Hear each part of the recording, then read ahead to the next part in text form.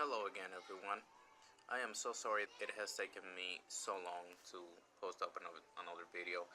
At any rate, the reason why it has taken me this long is because my laptop, I lent it to a friend of mine some time ago so I could do some schoolwork, and I finally got it back.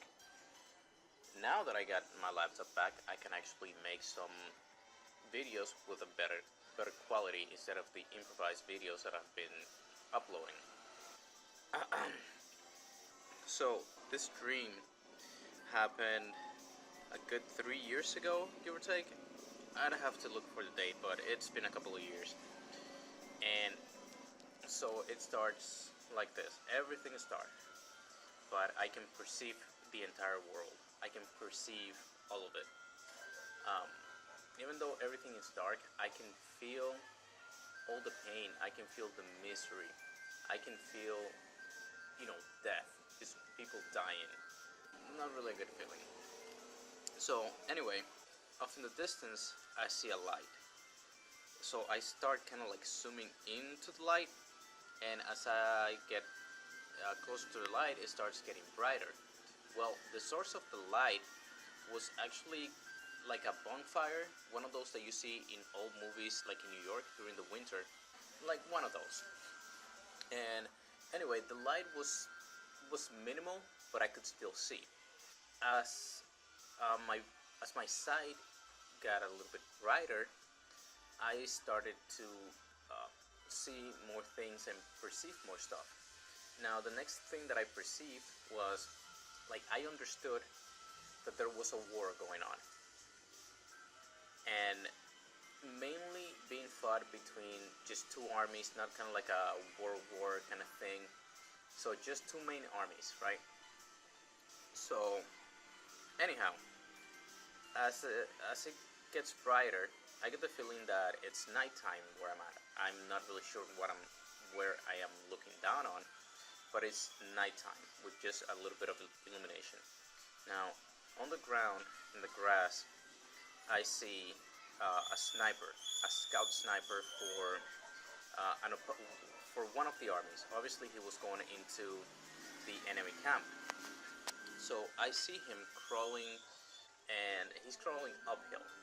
And like in his path, there's a kind of like a beaten path that it's made when people constantly walk on it. And in this path, there was a soldier for the other army. So this soldier was patrolling, I assume, the perimeter to make sure there were no intruders. The scout sniper, as this soldier approaches, he stops. Obviously, he doesn't want to be discovered. So the soldier goes past him, and he stops off at a distance. And someone else, who I understood what was his supervisor, gets to him and starts talking to him. While these two are talking, the scout sniper continues on crawling uphill. He gets to the top of the hill, and he starts to take his position. As the scout sniper starts setting up, I see, I think it was three to four people underneath, facing a soldier of the enemy army from the scout sniper. And I could tell that they were just drenched. They were just completely soaking wet. At first, I thought it was water.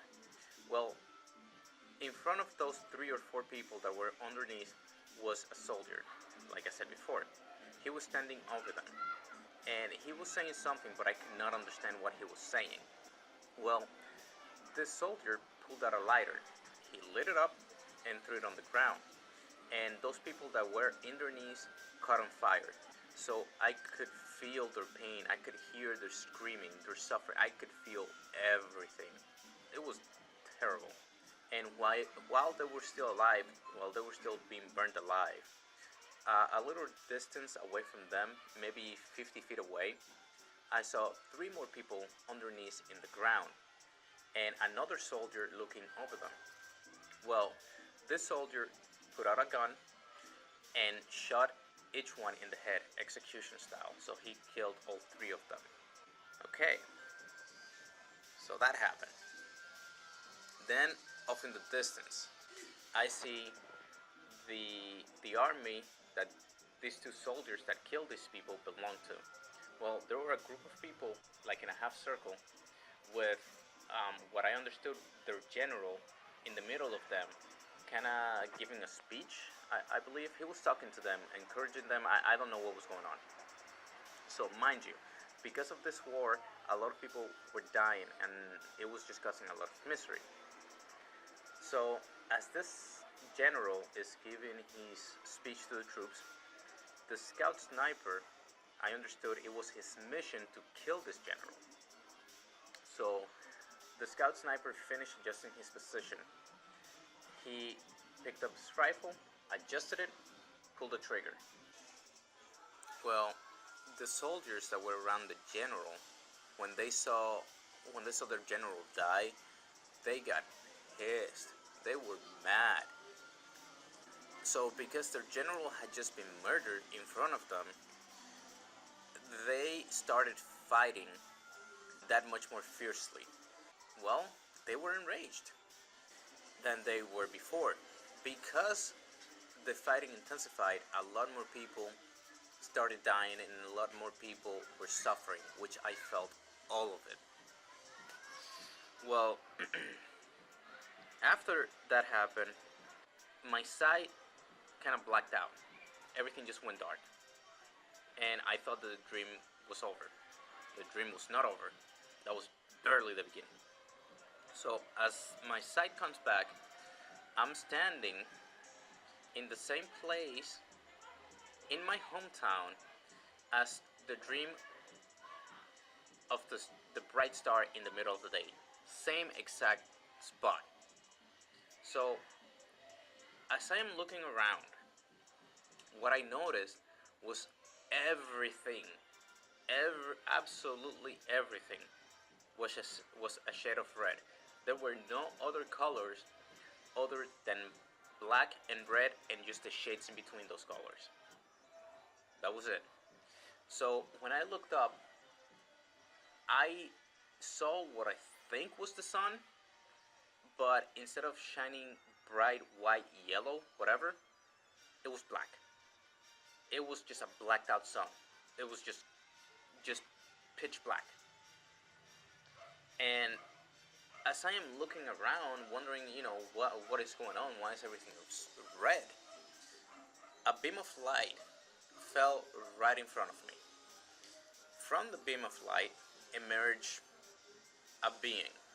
And honestly, my first thought was alien.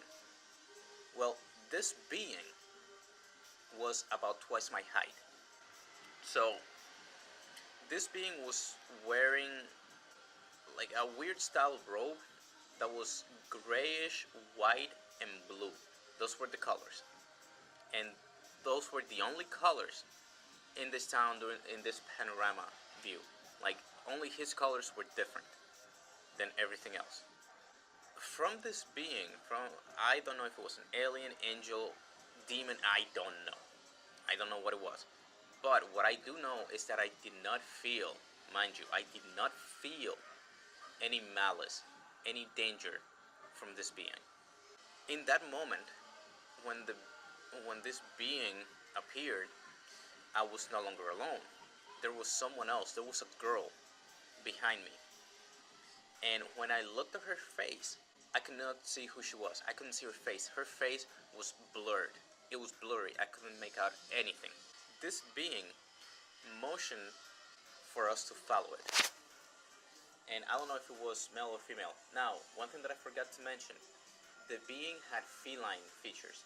It was like a humanoid type of a cat, if that makes any sense.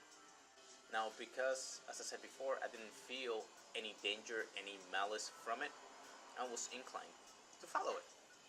And I was thinking to myself, maybe we're going to a spaceship, because I thought this being was an alien. Well, that was not the case. We didn't go to a spaceship. Instead, we went to a mountain. We were walking on the side of a mountain. Everything's still red.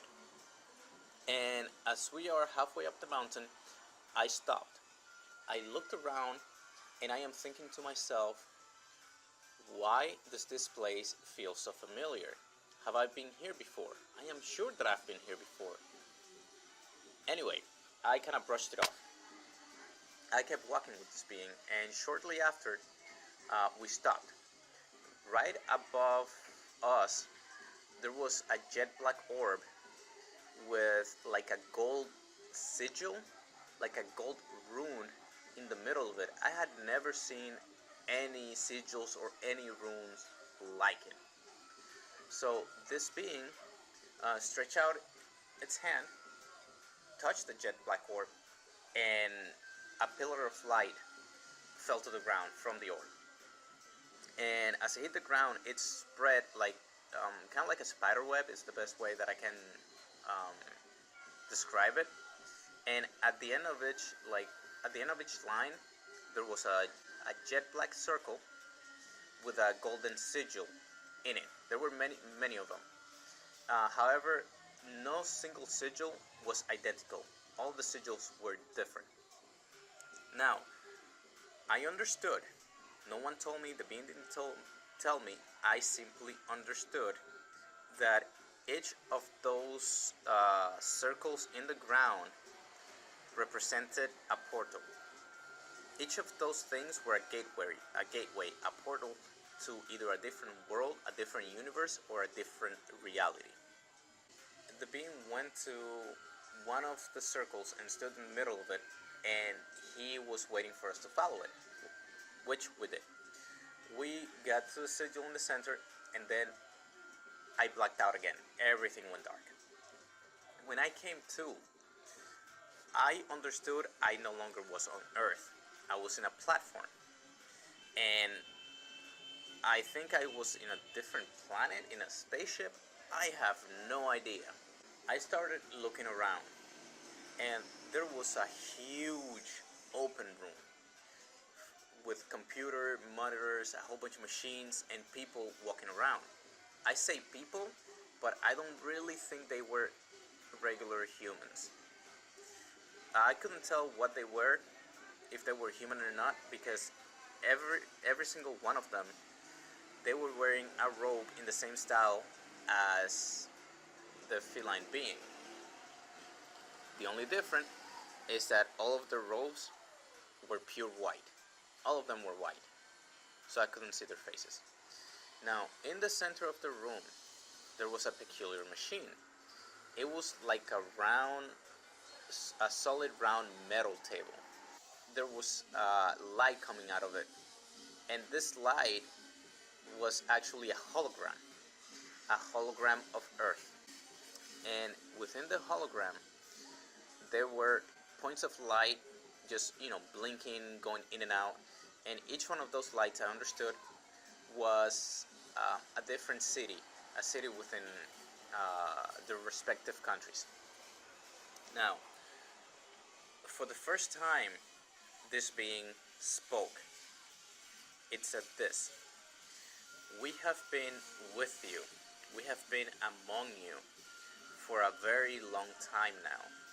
We have been trying to help you, to make peace, to come together as one. But it is too late." Now, before I got the chance to ask this being what it meant by "it is too late," I blacked out again. When I came to, I was back on Earth, on a giant open field. Now, in this open field, there were a multitude of people. There were a ton of people, from presidents to preachers to CEOs to politicians, you name it, they were there. Important people, not so important people, homeless people, all kinds of people, they were there. It was chaotic, to say the least, just utter chaos. As I am looking around this field, there were kind of like tents set up, like canopy tents set up with tables in them and people behind the tables. Now, again, no one told me, I simply understood. what was happening, as I understood it, was that the chaos, the reason for the chaos, was that everyone was desperate, finally trying to make peace, finally trying to come together, make peace, and be as one race, as one people, instead of, what we have now. As I understood this, I started to see a giant shadow, start to envelop everyone. Well, I looked up to see the source of this shadow, and all I can see, as far as my eye can see, was just a giant round outline of a circular shape. So I started getting pain in the right side of my head, like right on in the temple. And I went behind one of these canopy tents, and because it started hurting so bad, I was about to take a knee. Well, as I was crouching down, I blacked out again. When I came to, I was in the same spot with the being after it had said, "But it is too late." So I let go of my head, I looked up at the being, and I said, "So this is what you meant by it is too late." I understood that it was too late for us humans to finally make peace, to be as brothers, to be one family, to be one race, to be one people. I understood that it was too late for us to achieve that. Why was it too late? Because of what happened next. After I said, "So that is what you mean by it is too late," I blacked out again. When I came to, I was outside of Earth. I was out in the solar system. I could see the entire solar system, all of the planets. Now, outside of the solar system, I saw something else. This something else was a planet. It was massive. And it was just cruising, flying through space. Well, as this planet made its approach to Earth, my perception, my consciousness just kept shifting in and out. Into the field with all the people freaking out, and back out into space. So it just kept, blinking back and forth, back and forth, back and forth. And as I saw this thing approach, I could see it from an outside perspective, and I could also see it and feel it from the inside perspective, inside of Earth perspective. Well, when this planet smashed Earth, it destroyed it completely. There was a massive explosion. Earth exploded, there was absolutely nothing left. And it just caused minor damage to the other planet.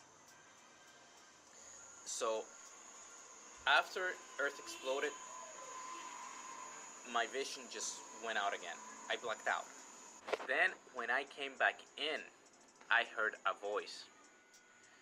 I can't quite remember what the voice said, but now I found myself in my underwear, on where I understood it was Antarctica. It was freezing cold, but somehow I didn't really feel cold, but I was walking through the snow. And again, it was nighttime. I am walking through the snow. And as I am walking through the snow in this pitch black environment, I see another light at the end of, out in the distance. And as I am walking towards the light, my dream starts again from the beginning. But this time, I could control it. I had the choice to interfere. While at the beginning of the dream, I was only just there along for the ride. This time, I had the choice to interfere. So I was thinking, how could I possibly change the outcome? And before I could act, I woke up. Crazy dream. Very much so. This was one of the very few dreams that I just had to write about and just post for people to see and just give me their take on it. At any rate, I will do the same here. What do you guys think about it? Subscribe, share, pass it around, tell people about it, ask any questions, comments. They are more than welcome. I will be posting about the next few ones. And with that, I'll end it here. So I'll see you guys next time. Alright, good night.